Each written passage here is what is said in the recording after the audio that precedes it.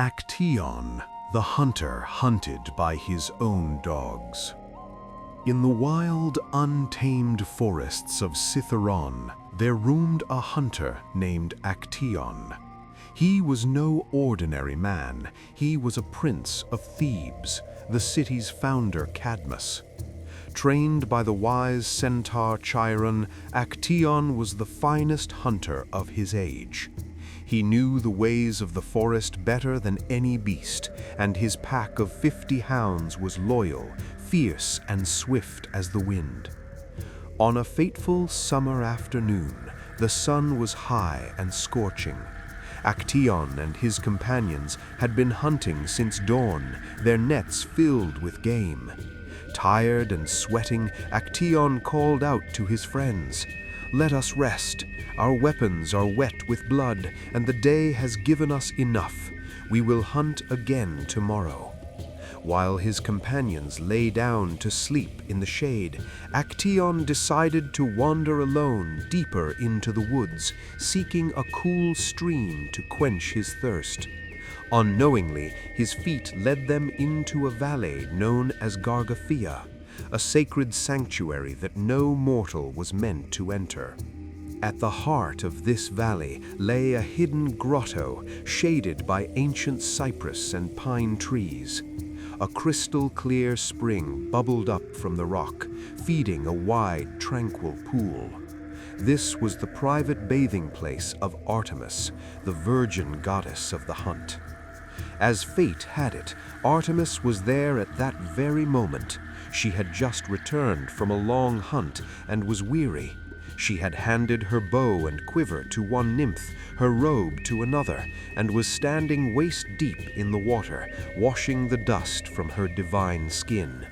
Her nymphs surrounded her, laughing and splashing water, safe in the belief that they were alone. Actaeon pushed through the thick bushes, looking for water. He did not mean to spy. It was a pure accident of geography and timing. But as he parted the leaves, he stepped into the clearing. The scene froze. The nymphs screamed at the sight of a man. They rushed to surround their mistress, trying to shield her nakedness with their own bodies. But Artemis was tall, head and shoulders above her attendants. Actaeon stood paralyzed, his eyes wide, locking gazes with the goddess. He saw what no mortal man had ever seen, the naked form of the divine huntress. Artemis's face flushed red, not with shame, but with a terrifying, cold fury.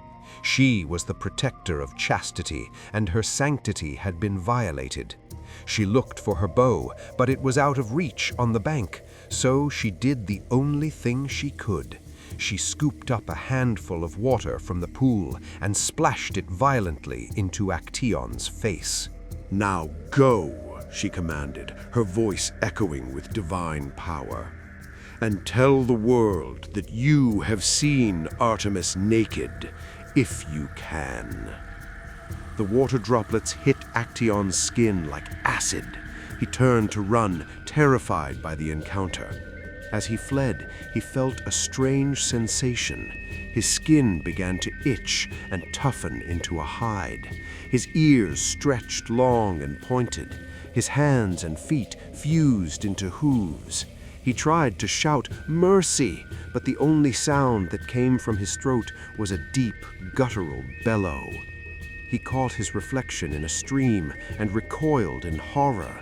A pair of magnificent, branching antlers had sprouted from his brow.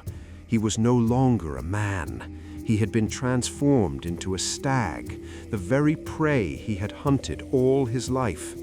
Yet, cruelest of all, his human mind remained intact.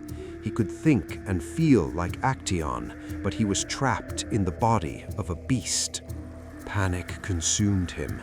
He bounded through the forest, faster than he had ever run as a man. But then he heard a sound that chilled his blood, the baying of hounds, his own hounds. His pack of 50 dogs had picked up the scent of a stag. They did not know it was their master. They only knew the thrill of the chase. Melampus, Ichnobates, Pamphagos. Actaeon tried to call them by name, to order them to stop, but his voice was only the bleating of a deer. The dogs heard only prey.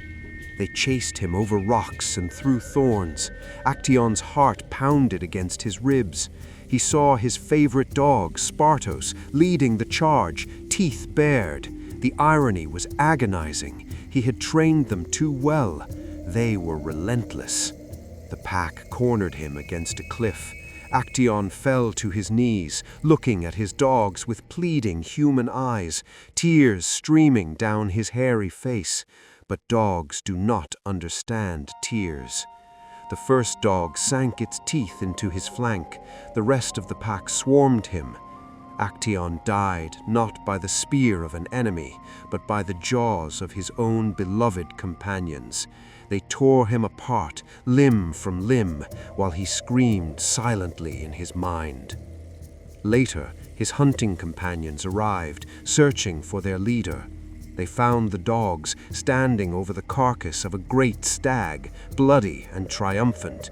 "Actaeon!" they shouted into the woods. "Where are you? You missed a great kill!" They did not know that the prize lying at their feet was their prince. Actaeon's tragedy serves as a brutal reminder. The gods demand respect, and even an accidental intrusion upon the divine can carry a penalty worse than death.